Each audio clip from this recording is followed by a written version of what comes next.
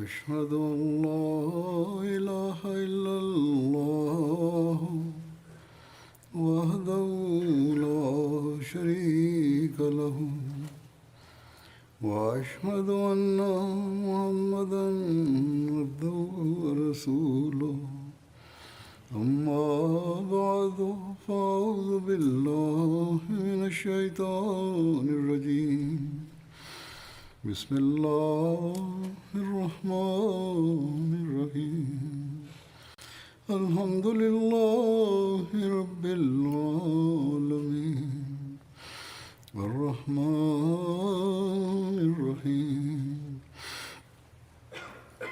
مالك يوم الدين إياك نعبد وإياك نستعين اهدنا الصراط المستقيم صراط الذين أنعمت عليهم غير المغضوب عليهم ولا الضالين.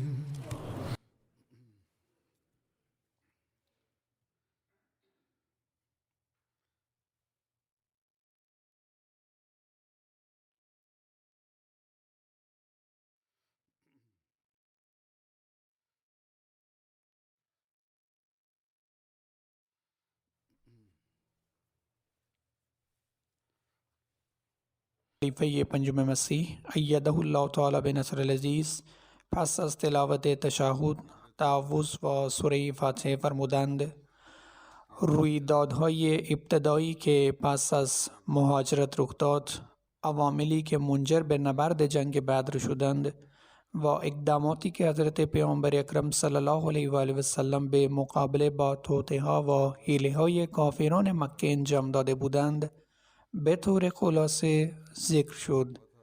قبل از جنگ بدر برخی از سرایا و غزوه ها رخ داده بودند.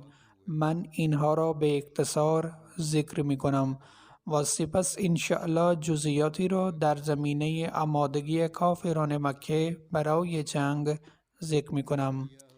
سریه حضرت حمزه رضی الله عنه اولین سریه‌ای بود که در رمضان سال اول پس از مهاجرت به مدینه رخ داد. این سریه توسط پیامبر اکرم صلی الله علیه و آله و سلم فرستاده شد و به سریه سیف البحر نیز معروف است. پرچم این سریه سفید بود و ابو مرصد غنوی رضی الله عنه آن را حمل می کرد. پیامبر اکرم صلی الله علیه و آله و سلم این سریه را در ماه رمضان سال اول پس از هجری فرستادند و عموی خود حضرت حمزه بن عبدالمطلب رضی الله عنه را به عنوان رهبر این سریه منصوب فرمودند.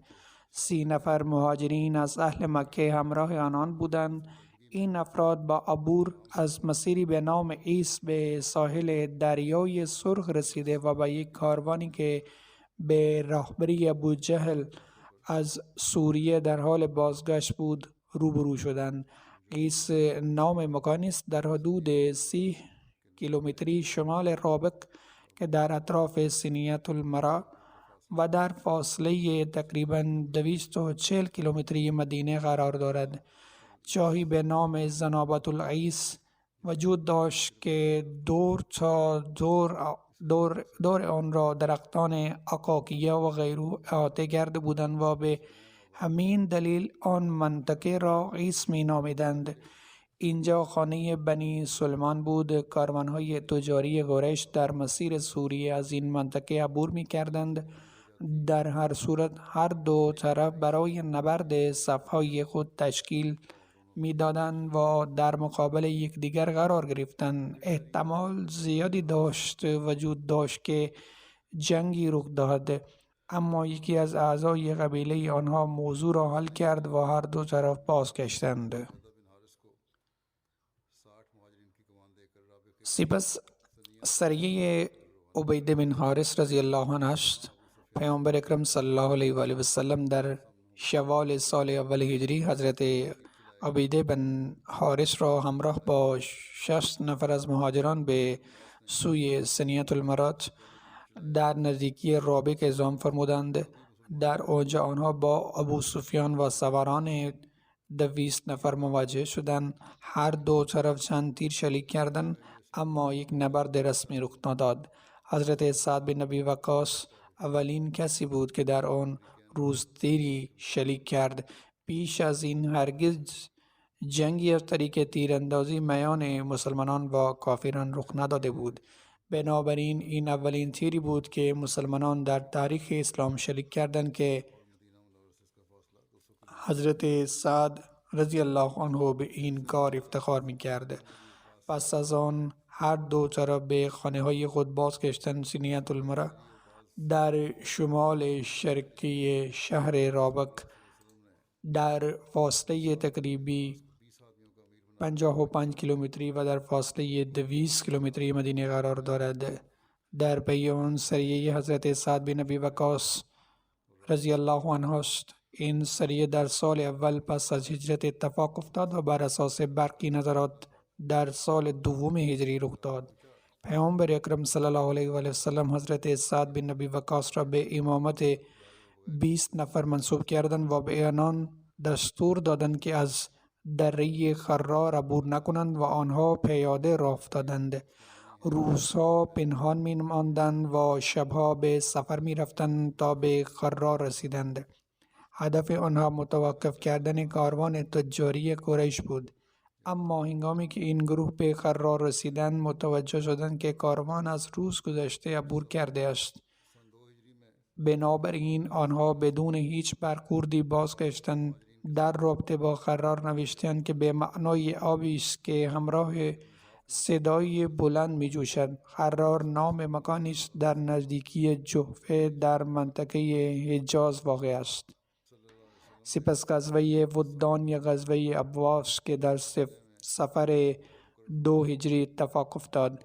پیامبر اکرم صلی الله علیه و آله و سلم در سال دوم هجری قمری با 6 تا 70 مهاجر به سوی ابوه یا ودان حرکت کردند.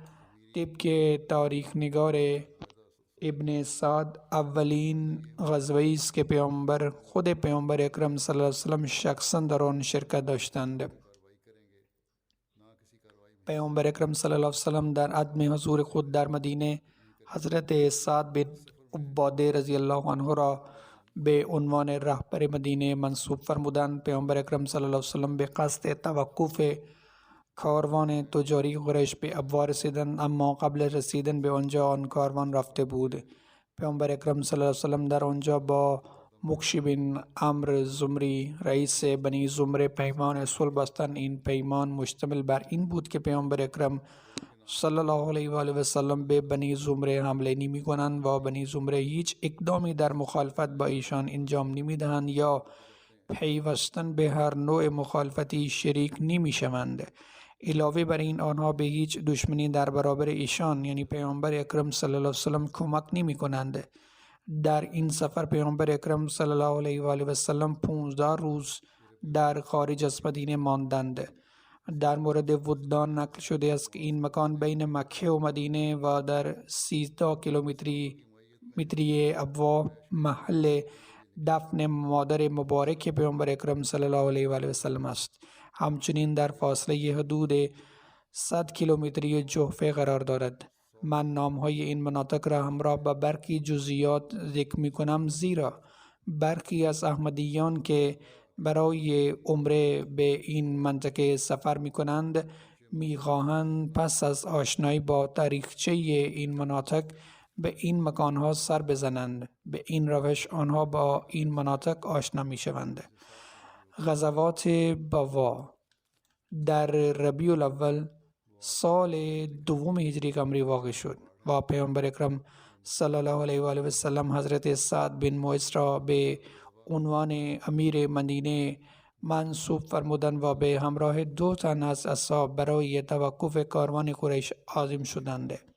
این کاروان شامل امیه بن خلف به همراه 100 نفر دیگر از قریش و 2500 شتر بود. پیامبر اکرم صلی الله علیه و سلم به بوات نزدیکی رضوی رسیدند، اما در آنجا با کسی روبرو نشدند و پیامبر اکرم صلی الله علیه وسلم به مدینه بازگشتند.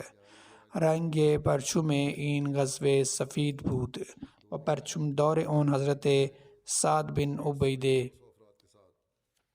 بن ابی وقاص رضی الله عنه بود. در مورد وفات نوشته شده است که شامل 2 کوه است. قبیله جهینی است که در مسیر مکه و شام قرار دارد و در کنار آنها کوه معروف رضوی قرار دارد. وفات در حدود 100 کیلومتری مدینه قرار دارد. غزوه عشیره. پیامبر اکرم صلی الله علیه وسلم اطلاعاتی دریافته بودند که کاروان تجارتی از قریش از مکه حرکت کرده و مکیان تمام اموال خود را در این کاروان گذاشتند. آنها قصد داشتند که از این سود برای جنگ با مسلمانان استفاده کنند. از این رو در جمادی الاولی یا به روایتی دیگر در جمادی الثانی سال 2 هجری پیامبر اکرم صلی الله علیه و آله و سلم با 150 تا 200 نفر از مدینه روانه شدند. پیامبر اکرم صلی الله علیه و سلم هنگامی که به عشیره رسیدند متوجه شدند که کاروان بازرگانی چند روز قبل از آنجا حرکت کرده است. عشیره نام ناحیه‌ای بود بین مکه و مدینه در نزدیکی ناحیه ینبو متعلق به بنی مدلج بود. پیامبر اکرم صلی الله علیه و آله و سلم چند روزی در آنجا ماندند و با یاران بنی مدلج و بنی زمره پیمان صلح بستند و سپس به مدینه بازگشتند.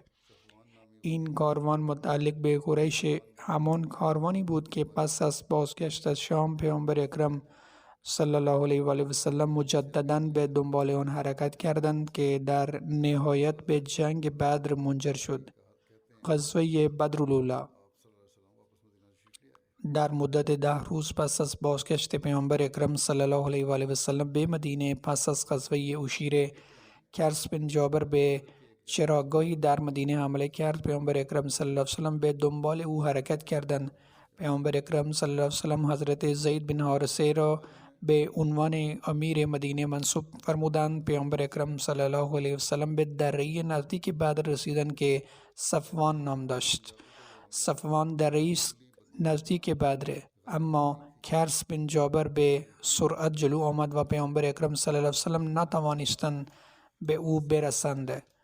به این غزوه بدر الاولی نیز میگویند. پیامبر اکرم صلی الله علیه و سلم سپس به مدینه بازگشتند. این را بدر الاولی میگویند زیرا لشکر مسلمانان به صفوان نزدیک بدر رسیدند. این همان مکانی است که در سیرت الحلبی آمده است.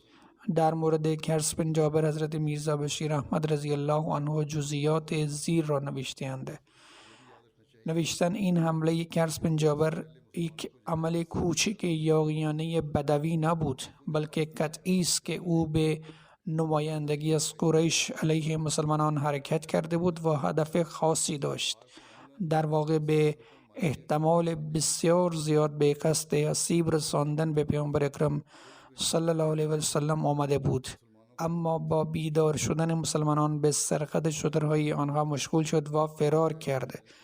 این نیز نشان می‌دهد که قریش مکه قصد یورش به مدینه را داشتند تا مسلمانان را به کلی نابود کنند. همچنین باید به خاطر داشت که پیش از این به مسلمانان اجازه جهاد یا با شمشیر داده شده بود یا در جهت دفاع از خود نیز شروع به کارگیری برنامه اولیه اقدام در این زمینه کرده بودند. با این حال تا کنون عملا هیچ ضرری از نظر ثروت و جان نداشتند، اما یورش کرس بن جابر عملا آسیبی به مسلمانان وارد کرد. به عبارت دیگر حتی پس از پذیرش چالش قریش عملا این کافران بودند که جنگ را آغاز کرده بودند. سپس سریه عبدالله بن جهش است. این سریه به سوی دره نزدیک مکه به نام نخله صورت گرفت. در این سریه آمده است که پیامبر اکرم صلی الله علیه و سلم در ماه رجب حضرت عبدالله بن جهش را همراه با 8 نفر از مهاجران فرستادند. هیچ کس از انصار در میان آنها نبود. پیامبر اکرم صلی الله علیه و سلم نامه‌ای به آنها دادند و دستور دادند که تنها پس از 2 روز سفر باز کنند و دستورات داخل آن عمل شود، ولی هیچ کس مجبور نباشد. پس از خواندن آن ادامه دهد. پس از گذراندن 2 روز سفر حضرت عبدالله بن جحش رضی الله عنه نامه حاوی دستورات آن را باز کرد و خواند. در این نامه نوشته شده بود وقتی نامه مرا باز کردید خواندید باید به سفر خود ادامه بدهید و به نخله‌ای که بین طایف و مکه است بروید و حرکت قریش را ببینید و ما را از آنها خبر بدهید. وقتی حضرت عبدالله بن جحش رضی الله عنه این نامه را خواند گفت باید بشنوم و اطاعت کنم. سپس به همراهانش گفت پیامبر اکرم صلی الله علیه و آله به من دستور دادند که به سمت نخله ادامه دهم و حرکات قریش را مشاهده کنم تا پیامبر اکرم صلی الله علیه و سلم را از آنچه انجام می‌دهند آگاه کنند. ایشان مرا آسمان کردند که هر یک از شما را به همراهی خود مجبور کنم. ایشان مرا من کردند که هر یک از شما را به همراهی خودم مجبور کنم. شما که آرزوی شهادت دارید می توانید با من همراهی کنید و هر که می خواهد برگردد. اما هیچ کدام از آنها ترک نکردند نرفتند و همه به سمت حجاز حرکت کردند. در طول راه حضرت سعد بن ابی وقاص و حضرت عتبه بن غزوان رضی الله عنهما شتر خود را از دست دادند و هر دو در جستجوی آنجا ماندند و حضرت عبدالله بن جحش و بقیه همراهانش ادامه دادند تا به نخله رسیدند. در آنجا از کنار کاروانی عبور کردند که کشمش و شرم و سایر اجناس تجاری قریش را حمل می کرد. این کاروان شامل عمرو بن حضرمی نیز بود. هنگامی که قریش مکه مسلمانان را دیدند ترسیدند. حضرت عکاش بن محسن رضی الله عنه سر تراشیده بود. پیشا پیش آمد. کافران با دیدن او راضی شدند و گفتند ترسی نیست زیرا این افراد صرفاً برای عمره می روند. سپس مسلمانان در مورد این که آخرین روز ماه رجب است با یکدیگر مشورت کردند.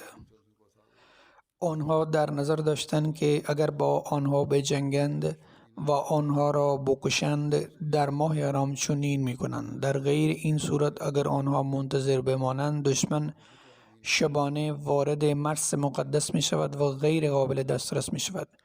در نهایت همه متفق القول پذیرفتند که باید به کاروان حمله شود. تفصیل این واقعه قبلا در اشاره به اصحاب ذکر شده است. حضرت واقد بن عبدالله تمیمی رضی الله عنه تیری به عمرو بن حضرمی زد که او را شکست و آن تیری او را کشت. مسلمانان نیز 2 نفر را اسیر کردند و نفر سوم موفق به فرار شد. پس از آن حضرت عبدالله بن جحش شترها و 2 اسیر را قبل از پیامبر اکرم صلی الله علیه و سلم به مدینه آورد. هنگامی که حضرت عبدالله بن جحش رضی الله عنه وارد مدینه شده پیامبر اکرم صلی الله علیه و سلم خطاب به او فرمودند من تو را در ماه حرام امر نکردم که سلاح به دست بگیری. پیامبر اکرم صلی الله علیه و سلم به شترها و اسیران محل اقامت دادند و از پذیرفتن غنایم خودداری کردند. برخی ادعا می‌کنند که هدف از این غارتگری بود. در اصل هدف غارتگری نبود. اگر چنین بود که پیامبر اکرم صلی الله علیه و سلم از اعمال آن از کار آنان تمجید می‌کردند. در عوض پیامبر اکرم صلی الله علیه و سلم کارهای آنها را نادرست می‌دانستند. از سوی دیگر قریش نیز غوغایی برپا کردند که مسلمانان حرمت ماه حرام را زیر پا گذاشتند.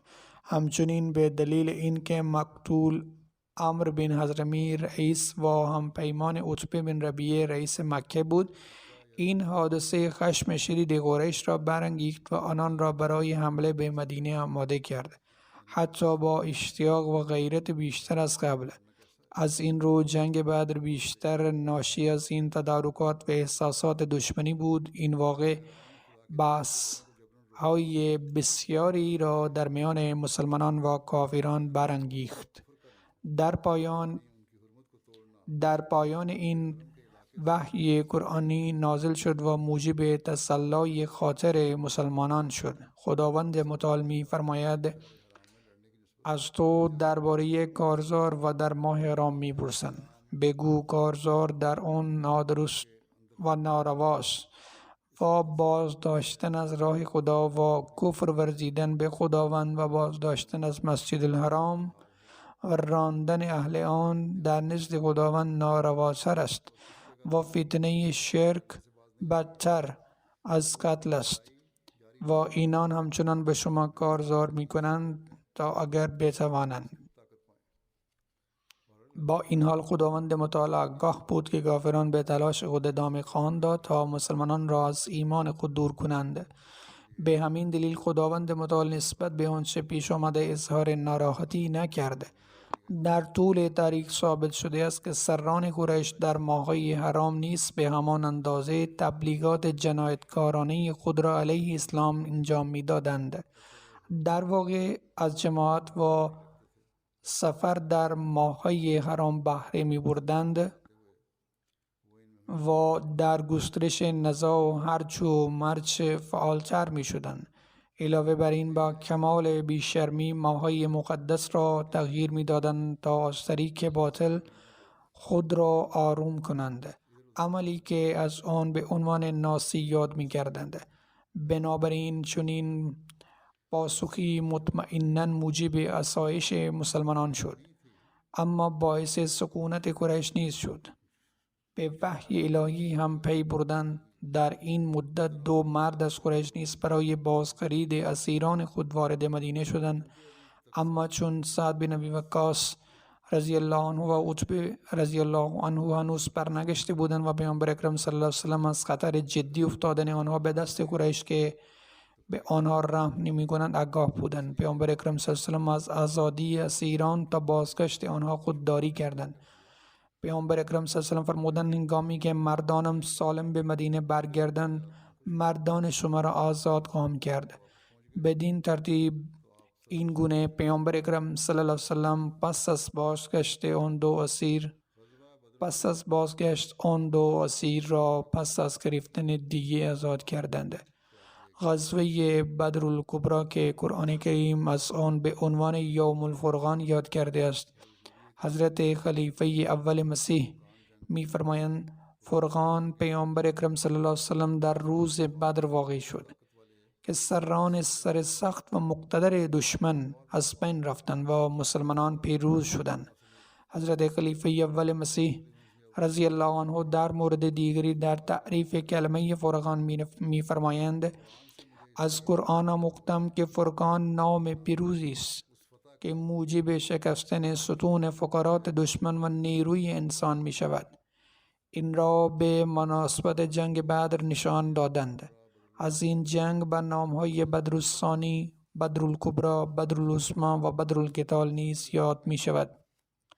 پیامبر اکرم صلی الله علیه و سلم مطلع شدند که ابو سفیان با کاروان تجاری قریش که شامل هزار شتر است از شام باز می گردد. این کاروان دارای ثروت زیادی از قریش بود. اگر فردی حتی مقدار کمی طلا داشته باشد در تأمین مالی این کاروان مشارکت داشته است. گفته می شود که مقدار زیادی ثروت در آن سرمایه گذاری شده بود. این کاروان از 30 تا 40 نفر یا به روایتی 70 نفر تشکیل شده بود. این همان کاروانی بود که پیامبر اکرم صلی الله علیه و سلم به تعقیب آن رهسپار شدند و به اوشیره رسیدند. اما کاروان از قبل به سوی شام در راه بود. پیامبر اکرم صلی الله علیه و سلم برای این غزوه در سال 2 هجری به جمادی الاولی یا جمادی الاخر رهسپار شدند. پیامبر اکرم صلی الله علیه و سلم پس از اطلاع بازگشت این قافله مسلمانان را دعوت دادند تا با خود حرکت کنند و فرمودند این کاروان تجاری قریش است که بسیاری از اموال آنان را حمل می کند. بیرون بروید، چه بسا خداوند به شما غنایم عطا کند. برخی از افرادی که عادت به جستجوی فرصت برای اعتراضها دارند یا شاید کسانی که آگاهی ندارند ادعا می کنند که مسلمانان پس از رفتن به مدینه شروع به غارتگری کردند. به عنوان نمونه ماجرای تعقیب و گریز این کاروان را ذکر می کنند. چون این ادعایی ناشی از ناآگاهی کامل، عدم آگاهی و ناشنایی با شرایط جنگ در آن زمان است. عمل راهگیری کاروان تجاری قریش اصلا قابل سرزنش نبود. جزئیات این واقعه را حضرت میرزا بشیر احمد در کتاب خود سیرت خاتم النبیین آورده است و می نویسد راه افتادن برای راهگیری کاروان اصلا ارادی ندارد. دلیلش این است که اولا این کاروان خاصی که مسلمانان برای تعقیب آن عازم شده بودند، این کاروان معمولی نبود. هر زن و مردی از قریش در آن سهم داشتند. این نشان می‌دهد که در مورد این کاروان قصد سران قریش این بوده است که از این سود برای جنگ با مسلمانان استفاده شود. تاریخ ثابت می‌کند همین سود برای جنگ احد مورد استفاده قرار گرفت. به این ترتیب راهگیری این کاروان جزء ضروری تاکتیک‌های جنگ بود. ثانیاً راهگیری این کاروان‌های قریش نیز به طور کلی لازم بود، زیرا آنها مسلح بودند و از نزدیک مدینه می‌گذشتند. مسلمانان دائما در معرض خطر آنها بودند و باید به این خطر پایان می‌دادند. ثالثاً این کاروان‌ها به هر کجا که سفر می‌کردند قبایل عربستان را به شدت بر ضد مسلمانان تحریک می‌کردند و به همین دلیل وضعیت مسلمانان هر روز آسیب پذیرتر می‌شد. به این ترتیب مسدود کردن عبور آنها بخشی از برنامه حفاظتی و دفاع شخصی آنها بود. رابعاً معیشیت قریش در درجه اول به تجارت بستگی داشت و به همین دلیل راهگیری این کاروانها وسیله عالی بود تا قریش را به خود بیاورد و آنها را از جنگ باز دارد و آنها را به سوی آشتی و صلح وادار کند. برای جلوگیری از چنین جنگ‌های امروزه برخی از کشورها تحریم‌هایی را اعمال می‌کنند، اما این تحریم‌ها نیز به ناحق و به شکل ناعادلانه اعمال می‌شود. به هر حال این اقدامی شبیه به اعمال تحریم بود. همچنین هدف از توقف این کاروان‌ها غارتگری آنها نبوده است، بلکه همون گونه که خود قرآن کریم به صراحت می‌فرماید هدف مسلمانان از توقف کاروان‌ها در این مأموریت‌های ویژه از روی رغبت ثروت نبوده است. در عوض تلاشی برای کاهش رنج و زحمت در هنگام رویارویی با آنها برخلاف درگیر شدن در نبرد بود. به هر حال پیامبر اکرم صلی الله علیه و سلم دو تن از یاران خود را به نام‌های طلحه بن عبیدالله و سعید بن زید رضی الله عنه فرستادند تا از این کاروان اطلاعاتی دریافت کنند. این دو همراه از مدینه حرکت کردند و سپس از جمع‌آوری اطلاعات از کاروان و بازگشت به مدینه اطلاع یافتند که پیامبر اکرم صلی الله علیه و سلم رفتند. از این رو آن دو به سوی بدر به راه افتادند، اما پیامبر اکرم صلی الله علیه و سلم را تنها زمانی که در جنگ بدر در حال بازگشت بود ملاقات کردند و به همین دلیل بود که این دو صحابی نتوانستند در جنگ شرکت کنند. جنگ بدر با این حال پیامبر اکرم صلی الله علیه و آله و سلم همچنان بخشی از غنایم جنگی را به آنها اختصاص داد. از سوی دیگر ابو سفیان از جاسوسان خود خبر رسید که پیامبر اکرم صلی الله علیه و سلم به همراه یاران خود اصحاب خود برای حمله به کاروانه تجاری خود حرکت کردند.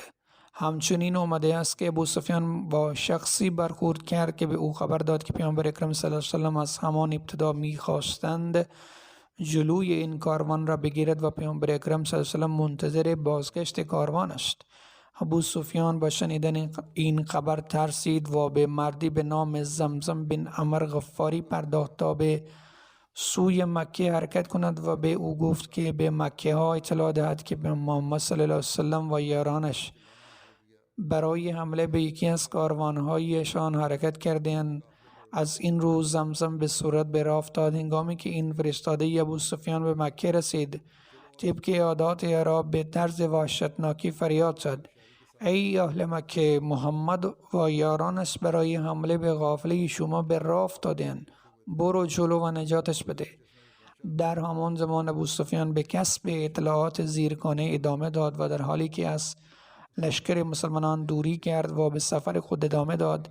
پس از رسیدن به چشمه بدر از کسی پرسید که آیا کسی را دیده ای که به اینجا آمده است؟ جواب داد 2 نفر آمدند اینجا، شترهایشان را نزدیک تپه نشستند و رفتند آب بیاورند.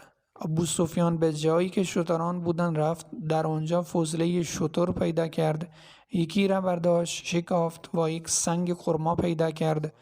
چون این را دید گفت که این غذای یثرب است و فهمید که اهل مدینه نزدیک هستند. از این رو به سرعت به کاروان خود بازگشت و با انحراف از مسیر معمول آنها را از ساحل عبور داد.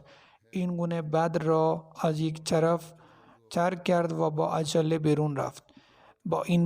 در این باره خواب عجیبی از عاتکه بنت عبدالمطلب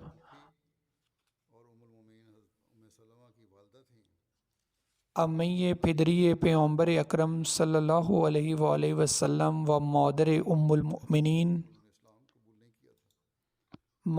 المؤمنین حضرت ام سلمہ رضی الله عنها بود. در مورد پذیرش اسلام هر دو روایت آمده است. به گفته برخی او اسلام را پذیرفته است، اما اکثریت بر این عقیده اند که او اسلام را نپذیرفته است. با این حال 3 روز قبل از اینکه فرستاده ابو سفیان سمسم به مکه برسد خوابی دید که او را ترسان. برادرش ابو عباس بن عبدالمطلب را سزا داد. گفت برادر عزیزم، به خدا سوگندی شب خوابی دیدم که متحجر شدم. من بیم آن دارم که بلا یا آزمایشی بر سر مردم شما بیاید. آنچه را که میخواهم به شما بگویم راست نگه دارید. در روایتی عاتکه به عباس میگوید اگر به من قول ندهی که این را به کسی نگویی، خواب را به تو نمیگویم. زین اگر قریش مکه از این خواب مطلع شوند ما را به درد سر می اندازند و لعنت می کنند. به خاطر این حضرت عباس رضی الله عنه به او وعده داد و سپس از او پرسید که در خواب چه دیده است. عاتکه گفت در خواب دیدم که مردی سوار بر شتری آمد و در دشت ابطح ایستاد. مکه و منا هر دو به ابطح برو بودند و به مینا نزدیک بودند. سپس به صدای بلند گفت فریاد زد ای مردم، در عرض 3 روز به محل ذبح خود بروید. عاتکه در ادامه میگوید سپس دیدم که مردم دور او جمع شدند و او وارد مسجد شد، یعنی کعبه، و مردم پشت سر او را افتادند. و دیدم در حالی که هنوز مردم دور او جمع شدند شترش او را بر بام خانه کعبه برده است. سپس دوباره فریاد زد ای مردم، ظرف 3 روز به محل ذبح خود بروید. سپس دیدم که شتر او را به قله کوه ابو قبیس برده. نوشته است که کوه ابو قبیس قله کوهی برجسته در مشرق مکه بوده است. از آنجا دوباره با صدای بلند ناله کرد. سپس سنگی را برداشت و از کوه پایین آورد. به محض اینکه به پایین رسید سنگ به قطعات کوچک تر شکست و هیچ خانه و منزلگاهی در مکه نبود که قطعه سنگی در آن نیفتد. حضرت عباس رضی الله عنه و شنیدن این سخن به عاتکه گفت به خدا سوگند، این یک رؤیای بسیار مهم است. این را مخفی نگهدار و به هیچ کس نگو. پس از آن حضرت عباس از خانه عاتکه خارج شد و در بین راه با ولید بن عتبه که از دوستان عباس بود ملاقات کرد. با این که به خواهرش عاتکه گفته بود که به کسی نگو، اما خواب را به ولید ذکر کرد و به او گفت که به کسی نگو، اما وقتی چیزی آشکار شد نمیتوان آن را پنهان کرد. ولید به نوبه خود به پدرش عتبه گفت و بدین ترتیب خبر خواب در مکه پیچید. اگر 2 نفر هم دیگر را ملاقات میکردند در مورد رؤیا صحبت میکردند. عباس رضی الله عنه میگوید صبح روز بعد که برای طواف کعبه رفتم، ابو جهل با چند نفر از قریش نشسته بود. با دیدن من گفت ای ابو فضل، این لقب حضرت عباس رضی الله عنه بود. پس از اتمام طواف خود به دیدن من بیایید. حضرت عباس در ادامه میگوید بعد از اتمام طوافم به دیدار ابو جهل رفتم. گفت ای بنی عبدالمطلب، از چه زمانی پیامبران زن در میان شما ظاهر شده‌اند؟ از او پرسیدم منظورش چیست؟ فرمود گفت مردانی شما ادعای نبوت کردند، یعنی به پیامبر اکرم صلی الله علیه وسلم اکنون زنان شما نیز ادعای نبوت کردند. حضرت عباس رضی الله عنه پرسید این چه خوابی است که آتکی دیده است؟ ابو جهل گفت این چه خوابی است که آتکی دیده است؟ ابو جهل گفت میگوید شخصی را دیدم که سوار بر شتری می آمد و در بالای شتری فریاد زد و پس از آن سنگی از کوه به پایین غلتید. سپس به روایت کل خواب ادامه داد.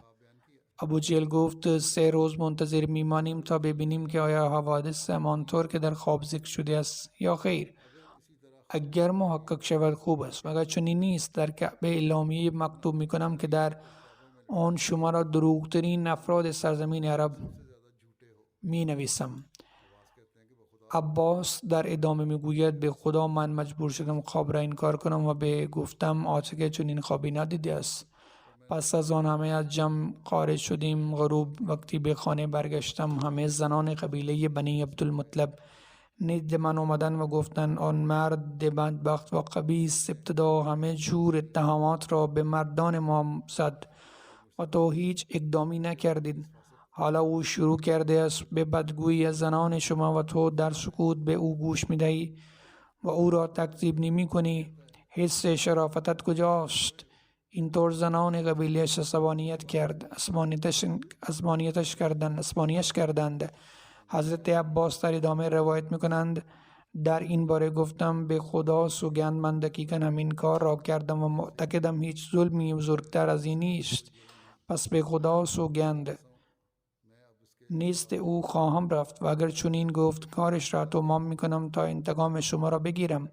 حضرت عباس رضی الله عنه در ادامه میفرماید در روز سوم سپس از خوابی که آتکی دیده بود صبح خانم را ترک کردم و حالم در حال بود و از عصبانیت شدید و قصد انتقام برای اشتباهی که در آن روز انجام داده بودم وارد مسجد شدم. ابو جهل را دیدم که اندامی لاغر و زبانی تیز داشت. به خدا سوگند به سمت او رفتم تا باز هم مثل گذشته حرفی بزند و در نتیجه انتقام بگیرم. ولی ابو جهل را دیدم که به طرف در مسجد یعنی کعبه دوید. در آن هنگام با خود فکر کردم که او را چه شده است؟ لعنت خدا بر او چه آمده است؟ آیا از ترس می دود که مبادا من بد به او بگویم؟ اما واقعیت این بود که او صدای بلند زمزمه عمرو غفاری را شنیده بود که من نشنیده بودم و زمزمه در حالی که بر شتر سوار شده بود با صدای بلند ندا می‌داد. وسط دره بینی و گوش شترش را بریده بود و زین خود را برگردانده و جامه را پاره پاره کرده بود و می گفت کاروان به عبارت دیگر نجات قافله آنها را می‌خواست. این کاروان به سرکردگی ابو سفیان کالاهای تجاری شما را حمل می‌کند و محمد صلی الله علیه و سلم و یارانش به آن حمله کردند. هر چه زودتر به آنها برسید، اما فکر نمی‌کنم بتوانید به موقع به او کمک کنید. عباس رضی الله عنه در ادامه میگوید ما هر دو آنقدر درگیر این ماجرای شدید شدیم که پیش آمده بود قادر به توجه به موضوع قبلی نبودیم. نوشته‌اند که چون قریش بانگ زمزم را شنیدن خشمگین شدند و مردم خود را برای جنگ آماده کردند. گفتند محمد صلی الله علیه و سلم و یارانش گمان می‌کنند این کاروان مانند کاروان تجاری این حضرمی است. مطمئنا اینطور نیست. به خدا سوگند به زودی خواهند فهمید که چنین نیست.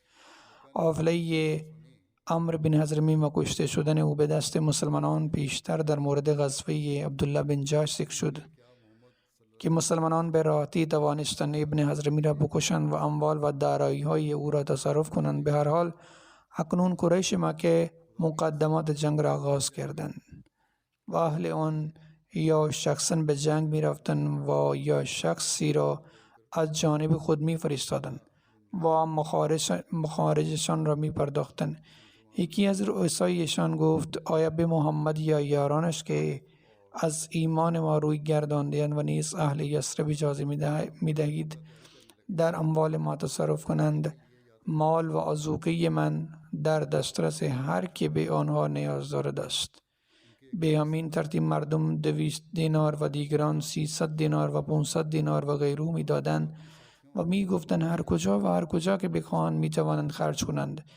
عده 20 شتر برای جنگ پیشکش کردند و برخی دیگر تمام خرج خانه‌ای کسانی را که عازم جنگ بودند و به عهده گرفتند. کسانی که نمی توانستند شخصا در نبرد شرکت کنند با پرداخت تمام هزینه‌های خود از شخص دیگری حمایت می کردند تا به نبرد برود و به این ترتیب ظرف 2-3 روز مقدمات نبرد آنها کامل شد. در اینجا لازم به ذکر است که با وجود اینکه ایشان اعلام کرده بودند که فوراً به آنجا برسند، اما آنها 2 یا 3 روز صرف آمادگی کامل برای نبرد کردند. تلاش آنها برای تدارک نشان می‌دهد که کافران مکه در حقیقت به دنبال بهانه‌ای برای درگیری مناسب با مسلمانان بودند. اگر قصدشان صرفاً محافظت از قافله بود، با شنیدن این خبر بلا فاصله به آنجا می رسیدند. هر سلاحی که می توانستند در دست بگیرند آن را می گرفتند و به آنجا می رسیدند. اما اینطور نبود. به جای حفاظت از کاروان خود را برای نبرد آماده می کردند. در رابطه با رؤسای قریش نوشته شده است که 5 رؤسای امیه بن خلف، عتبه بن ربیعه، شبی بن ریبه، سمع بن اسود و حکیم بن نظام با پرتاب تیرهای خود بسیار به دنبال این بودند که مشخص کنند آیا باید به جنگ بروند یا نه. تیری را کشیدند که نشان می‌داد برای جنگ نمی روند. به عبارت دیگر تیری که انتخاب کردن همان تیری بود که روی آن نوشته شده بود که برای جنگ برون نروند. اما ابو جهل نزد آنها آمد و اصرار کرد که بروند. عقبه بن ابو معیط و نظر بن حارث از ابو جهل حمایت کردند و از دیگران اصرار کردند که به جنگ بروند. غلام عتبه و شیبه گفت که به خدا سوگند شما برای جنگ برون نروید، بلکه هر دو به سوی مکانهایی می روید که در آنجا کشته می شوید. پس از آن هر دو تصمیم گرفتند به جنگ نروند، اما ابو جهل آنقدر اصرار کرد که در نهایت هر دو تصمیم گرفتند با دیگران همراه شوند و سپس در طول سفر برگردند. جزئیات در مورد تدارک کافران برای جنگ، خروج آنها و حوادث مختلف در این زمینه انشاءالله در آینده ذکر خواهد شد، زیرا جزئیات در این مورد بسیار زیاد است.